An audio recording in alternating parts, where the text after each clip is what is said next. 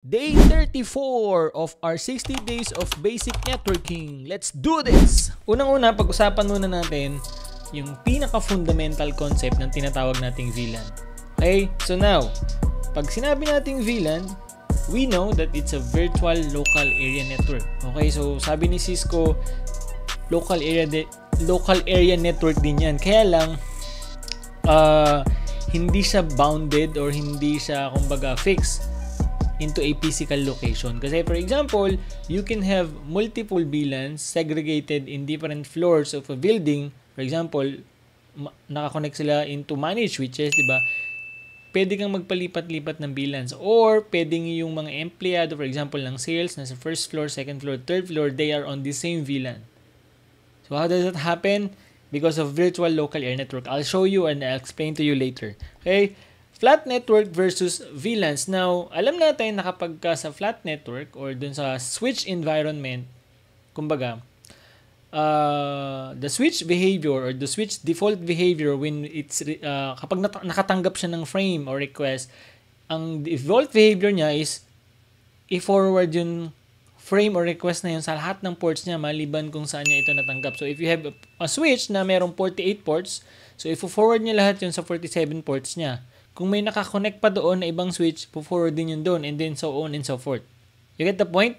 Diba? So, mamaya papakita ko sa'yo. So, ang nangyayari kapag flat network o yung isang switch, malaking switch environment, they are just one big broadcast domain. Ibig sabihin, kung hindi pa alam ni switch kung ano yung destination MAC address ng device, kasi remember, switch looks at its MAC address or dun sa MAC address ng device. Kung hindi pa niya alam, gagawin niya, i-forward niya sa lahat ng ports. So, kung maraming switches yun, makakatanggap lahat yun. And then, lahat ng devices dun sa mga switches na yun, po-forward din ng traffic or ng frames. Kasi nga, that's the default behavior of a switch. Now, when it comes to VLANs, kapag in-implement natin yung VLAN sa mga switches natin, ang makakatanggap na lang ng request or ang makakatanggap na lang ng frames or ng broadcast is the ports or the devices na member ng VLAN na yun. Kasi VLAN segregated the network. VLAN segmented or segregated the broadcast domains. Okay? Kasi ganito yun eh. VLAN is equals to network is equals to subnet. So, kung yung malaking broadcast domain mo or yung malaking flat network switch environment mo, for example, dinivide mo into multiple subnets, those subnets, yun yung ina-assign natin sa mga VLANs. Make sense? Diba? So, kaya sinasabi natin na VLAN is equals to subnet, equals to network, or is equals to one broadcast domain. I mean, kada VLAN, one broadcast domain. Ganun din yung kada subnet, one broadcast domain. Diba? So, that's why VLAN is equals to network is equals to subnet. Okay? Now, dun sa previous example natin, if you can remember, lipat ko lang yung mukha ko para makita niyo yung diagram natin. So, if you can remember dun sa previous example natin sa scenario B kung saan hindi pa alam ni switch, hindi pa alam ni switch kung saan nakapeso si PCD, ang ginawa niya, nag-forward siya sa lahat ng ports niya maliban kung saan niya natanggap ng broadcast. Diba? We've already talked about this. That's the default behavior of a switch. Now, kung meron pang nakatusok dito na switch, for example, tapos may mga ports din dyan at PC, i-forward niya rin yun dun. Kung hindi pa niya alam kung saan nakatusok si PCD. Now, kung meron pa uling nakatusok doon na switch, ganun din. I-forward, you see the point? Diba? So, it can go on and on dahil yung mga yan as part ng isang malaking broadcast domain. Now, let me erase what I did. Okay, now, if we implemented VLANs on this, for example, si PCC, si PCB, inassign natin sa VLAN 10, kulay blue. Okay? Si PCA, nasa VLAN 15, kulay red. Okay? And then, yung mga PCC natin, sabihin na lang natin na VLAN 20 sila, kulay green. Diba? Ayan. You seeing the point? Now, when PCC, for example, initiate the request or the broadcast, ang gagawin ni switch, dun niya na lang i-forward kasi member siya ng green VLAN or ng VLAN 20. Let's say, for example, on this. Diba? Ang gagawin niya, si switch, dun na lang niya i-forward yung broadcast sa mga ports na member ng VLAN 20 or ng violet. Ay, ng green. You get my point? So, hindi na makakatanggap si PCB at saka si PCA kasi they are on different VLAN. This one is in red, for example, VLAN 5, or PCB is in blue, VLAN 10. Diba? So, we segregated the broadcast. We segmented the broadcast because they are part of different VLAN. So, for example, kung dito man may switch pa, for example, siyempre makakatanggap din yon. Pero kung yung mga ports doon is naka-assign into different VLAN, kung sino lang yung naka-assign sa green, for example, or VLAN 20, sila lang yung makakatanggap. So, nalilimitahan natin yung broadcast, nase-segment natin yung traffic because we implemented VLANs. You see this point? This is a really big concept of VLAN. Kasi, if you have, for example, hindi ka nag-implement ng VLAN sa network mo and then you use, for example, 10.10.10.0 sabihin na nating /16. Okay? So, ibig sabihin, ito yung network address mo. Lahat ng IP mo dyan manggagaling, host address. Diba? Alam natin yun. Now, ibig sabihin, kung wala kang VLANs or hindi ka nag-implement ng VLANs, kapag yung mga switches mo in this network receives a broadcast or sends a broadcast para dun sa hindi pa niya alam na destination MAC address, lahat ng IP na lahat ng devices na may IP na pumapasok dyan sa mga usable IP kung active sila, makaka-receive ng broadcast na yun. That's why we need to subnet. That's why we need to implement VLAN sa network natin. You get the point? Okay, now, let's dig deeper para talagang mas magets at mas maintindihan mo itong tinatawag natin ni VLANs. Now, di ba, sabi natin, ang mga VLANs is a network, is a subnet or broadcast domain. Diba? So, ang ginagawa natin in real world is we create a subnet. Katulad ng subnetting process na ginawa natin doon sa mga naunang lessons, those will be assigned to VLANs. Okay? Ang mangyayari, let's say for example, si 192.168.1.0 subnet or network, and then we have 192.168.2.0/24, yung mga network or mga subnets na yan na output ng pagsasubnet natin, di ba? Pag-divide natin ng network, that can be assigned to different VLAN. Let's take for example, this one is for sales, yung 1.0.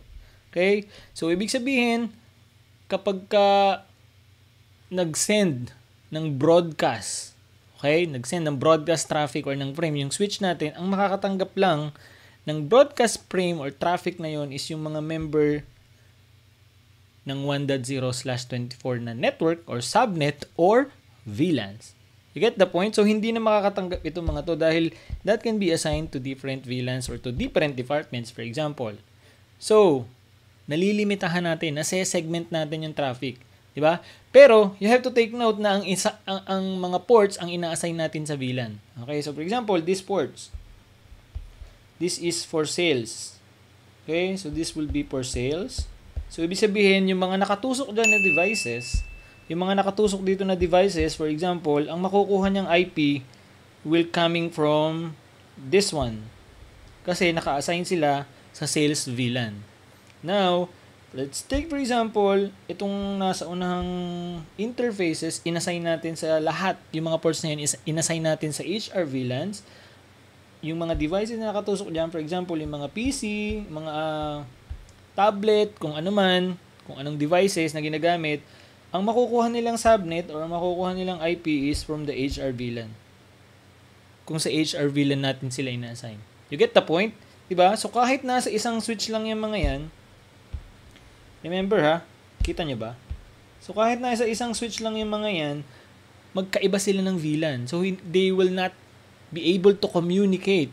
They will not be able to send or receive broadcast from a different VLAN. Ang matatanggap lang nila, ayun, dun lang kung saan lang sila stayed na VLAN. Well, if they need to communicate, that's where inter-VLAN or kumbaga routing comes in. Pag-uusapan natin in the future topic dito sa inter-VLAN routing. Pero you get the point, di ba? So, we segregate the broadcast by implementing VLANs doon sa switch natin or doon sa network natin. Now, let's take for example, this one. Itong switch na to, let's say for example, yan, inassign natin yan sa sales. Itong mga ports na to, inassign natin sa HR. Itong mga ports na to, inassign natin sa accounting. So, ibig sabihin kapag itong switch na to naka-receive ng broadcast tapos galing sa sales, ang makakatanggap lang itong mga ports na to na nasa sales. Hindi na makakatanggap yung sa HR and sa accounting. Kasi nga, nalimitahan na dahil we implemented VLANs because of that subnet or because of that network. You get my point? Now, kapag sa HR naman, so sa HR lang din manggagaling, dyan lang din mapupunta yung broadcast, or kung sa accounting, dun lang sa mga PC or mga devices na katusok or naka-assign sa accounting VLANs. Diba, napakalaking tulong, napakalaking ginhawa nun sa switch as well as sa network natin. Kasi remember, kung lahat yan hindi naka-assign sa VLAN, ibig sabihin lahat ng devices, lahat ng mga nakatusok na PC dyan, for example, makakatanggap ng broadcast kung wala tayong implemented na VLAN. I hope, by showing you this example, nagigets mo na yung pinaka-konsepto or the fundamental concept behind VLANs. Kasi this is one of the building blocks in a managed network. Okay? Yung subnets and VLANs, they are the same. So, this is how we do it in the real world. So, ikaw as network administrator, for example, nagkaroon kayo ng change or RFC katulad ng mga ginagawa namin dati. Hey, Ramirez, you need to create an RFC or change. Schedule mo sa Sabado, alas 12 ng gabi. And in switch access, for example, this is 01. Yung ports 1 to 24 or ports 1 to 12, i-assign mo sa AT&T. Kasi bagong client yon. Now, for example, this is AT&T. Yung mga ports na yan i-assign ko sa AT&T VLAN. Let's say for example, ang ginawa kong VLAN AT&T VLAN 25, AT&T yon. Now, yung ports na yon, yung sa VLANs na yun, meron tayong naka-configure na IP helper na tinatawag or yung address ng DHCP. So, ang mangyayari, kapag nagtusok ka ng devices dyan, like say for example, PC, makikipag-communicate yun sa DHCP na sinet mo or dun sa IP helper papuntang DHCP server kung saan kukuha siya ng IP address. Kung saan nakalatag, kung saan nakalagay, kung anong subnet ang inassign mo for AT&T. You get my point? That's how VLANs work in the real world. That's how VLANs work in an environment kung saan, in an enterprise environment. You get this now? Very good. Ang mga ranges na pwede natin gamitin when it comes to implementation ng VLANs are this. Okay, so yung 0 and 4095 hindi natin pwedeng gamitin. Ito yung mga default ranges na pwede natin gamitin in Cisco devices. 1, hindi rin natin ginagamit. Although ginagamit natin, hindi natin nako-configure yan. Hindi natin nare-rename, hindi natin na-delete kasi this is the default VLAN for Cisco switches or Cisco devices. Now, ang pwede natin i-assign or pwede natin gamitin for our network or subnets is starting from VLAN 2 hanggang 1001. Okay, kasi itong 1002 hanggang 1005, hindi rin natin ginagamit to. So, yung VLAN 1, hindi natin ginagamit yan. Tsaka yung 0495, as well as yung 1002 hanggang 1095. So, ang pwede natin gamitin is this one, yung blue. 2 hanggang 1001. And then, kung kukulangin ka doon, which is hindi naman na sigurado, hindi naman na siguro, we use 1006 hanggang 4094. So, kumbaga, this is an extended or additional pagkukulangin ka. Pero dito pa lang, solve ka na. Kasi imagine, you have 1,000 VLAN. That means 1,000 networks. Napakadami naman nun. Diba? So, in my experience, we usually use /25 or /24 when implementing VLANs. Diba, nag-subnet tayo before. Yung mga subnets na yon, sabi ko nga, ilalagay mo yun sa DHCP for scope ng VLANs. And then, kapag ka-active na yung scope na yon sa DHCP server, siyempre, nakikipag-communicate kayo sa mga system engineers nyo. Yung mga ports na yon, saka mo na siya pwede or pwede mo na siyang i-assign on those VLANs. Ang mangyayari nga, may naka-configure na IP helper, which means DHCP server. Now, yung mga devices na itutusok mo dyan, kukonekta sila dun sa DHCP or IP helper na kinonfigure mo para makakuha sila ng IP address na naka-assign or makakuha sila ng IP address doon sa scope na inassign mo for that VLAN in the DHCP server. Mamaya magkakaroon tayo ng mas practical example para magets mo. Pero for now, I guess you now understand. I hope you now understand the fundamental concept when it comes to VLAN.